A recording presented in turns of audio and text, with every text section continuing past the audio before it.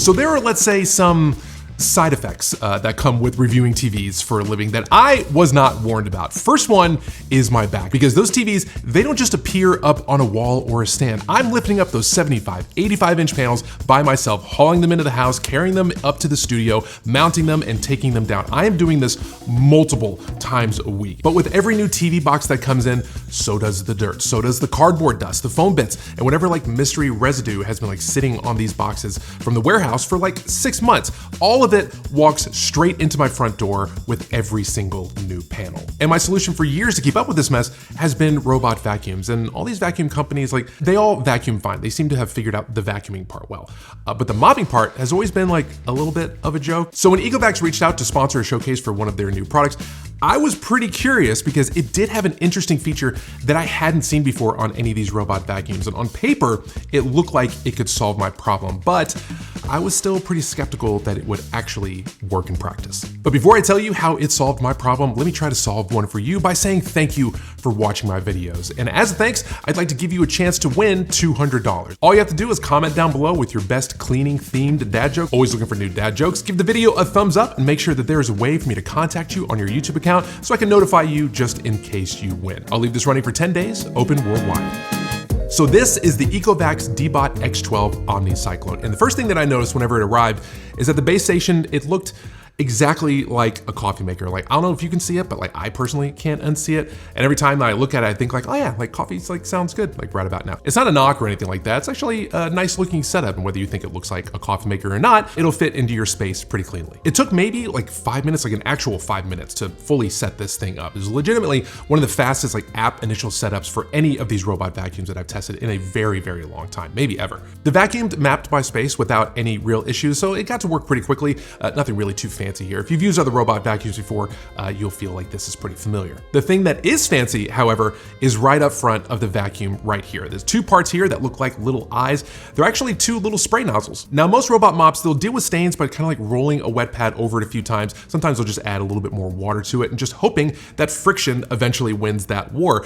And usually what you get is you just get a stain that's kind of like spread out really, really thinly, like so thin that you don't really notice it, which you might not see it anymore, but you certainly feel it if you like walk over it. Now the X12 does something before that mop even comes in contact with that stain. So like think about like how you actually like clean a stove whenever it gets like really, really bad. Like you're not just taking like soapy water and just putting it on a sponge and then just starting scrubbing. You're usually spraying down like a product, like a degreaser or something like that, letting the product break down that grease first, and then you wipe it. That's essentially what this vacuum is doing. It's called the FocusJet. There's an infrared sensor on the front that finds where the stubborn stuff is, and the robot hits it with a pressurized spray before that roller even like touches that stain. Then the Osmo Roller 3.0 will come by and clean that up. And while that's happening, the roller will sort of wash itself while it works. Fresh water runs through it continuously, so it's not like dragging the same like dirty water around your floor throughout that whole cleaning session. And with all these like cool features, like I had been curious how it would hold up in actual real life scenarios in our house. And the timing actually worked out pretty well because my daughter this last week has been home for spring break. And if other parents out there, you know that spring break in a house can be a little chaotic. In our case, we had like Play-Doh pressed into the grout. We had dried cake mix on the floor. We had ketchup and mustard in places that they absolutely should not. There's like slime residue, which like gets absolutely everywhere. So like needless to say, like our floors were pretty wrecked. And I was pretty confident that the FocusJet would clean up each of those individually pretty well, but I was curious how it would do if I like mixed them all together into a paste and then like dried them on the floor with like a hairdryer. So it came over, it found the stain on its own, it sprayed it, and then it went to work. And it went over it and cleaned it in one swipe so casually that I almost missed getting the shot of it cleaning. I only got like kind of like half of it. It took up that crazy mess without even trying, and then it just kind of circled around, went back, and got the rest. That mess was completely gone and cleaned in about like 2-ish minutes. And the next day I wanted to try it again, but I wanted to turn the FocusJet feature off just to kind of see what it would do like without that FocusJet, just to see what kind of difference that feature was making. And it still mopped, it still did a pretty good job, but some of those spots where I kind of replicated that, it had to go over it, you know, a couple of times. It had to take a second pass, which most of these robots, I'm tending to kind of set it to 2 passes anyway. So it is good to know that it will sort of clean those tough messes with a second pass. But if you want to get it done right the first time, that FocusJet feature pressure seems to be doing some actual real work here.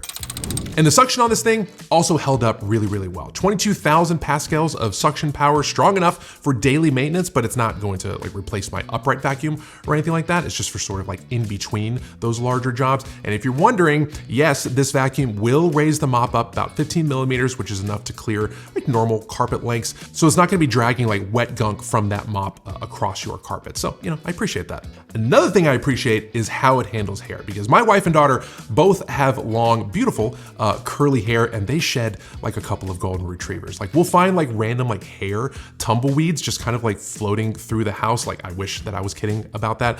And I just accepted that like untangling hair from a rolling brush is just sort of a part of like owning a vacuum. It's like a chore that comes with the chore. So like, that's fun. And I checked this brush roll after a few runnings, like expecting that I'd have to like go in there with scissors and do the thing that I normally have to do. And it was completely clean. I checked it again a few days later and still completely clean, like no tangles whatsoever. Like I was so excited that I picked it up and like showed my wife and I was like, here, look, like there's no tangles like on the underside of it, because I didn't really know what else to do with that information. So I just like showed her and she just looked at me, kind of patted me on the back, was like, it's pretty cool, dude. I was pretty excited about it. She didn't really care. The aptly named Zero Tangle 4.0, it routes all the hair into the suction path before it even gets a chance to sort of like wrap itself around that brush, and is one of the most appreciated features for me personally. The X12 also got the corner and baseboard buildup as well, which in my experience, most robots just tend to kind of quietly ignore and just sort of push that stuff into the little corner and hoping that you don't notice. Another thing that I really appreciated was the charging, because very often these little robot vacuums, they don't really have the biggest battery, so they'll have to go back in the middle of a cleaning job and charge for a while, sometimes pretty often. If you have a big house, like the X12 will need to go back and charge as well, but it charges much faster than other vacuums. And while it's going back to do things like empty the bin or like washing the mop to keep it clean, it's also fast charging. Now, ECOVACS claimed that it would charge 13% in 3 minutes, which sounded oddly specific and felt like very much like marketing speak. So I decided to test their claim. So here you can see it started with a 42% battery, set the timer for 3 minutes. I'll just fast forward it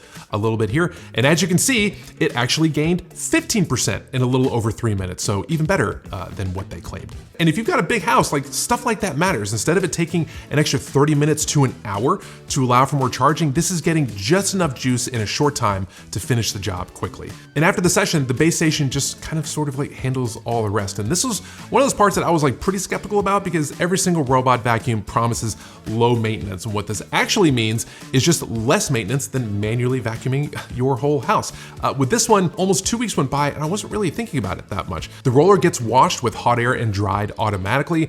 Dirty and clean water will stay separate, so you're not just recirculating the same gross water. Some do that, believe it or not. The bagless cycle bin was genuinely easy to empty. It's actually pretty big too. I'd say that we can go about like a week or two without really having to think about emptying it, though my daughter has made it her personal responsibility to empty it every single day, which also may tell you something about the difficulty level or how low the difficulty level is. There was one time where like she found like one of her like smaller like figurines in the bin, and she was not happy about that. She actually like yelled at the robot. So she's been picking up a lot of her like smaller toys much better recently, which was an unexpected positive side effect. Now, as far as noise levels go, it will get pretty loud on the highest suction setting, so that's like worth knowing up front. Normal settings, however, I was not hearing that vacuum. I would be like in the next room watching TV, even with that TV on very, very low. I was not hearing the vacuum just on the other side of that door. So if you even have kids napping or anything like that, I would feel confident that you could vacuum while they are napping, as long as it's in a different room.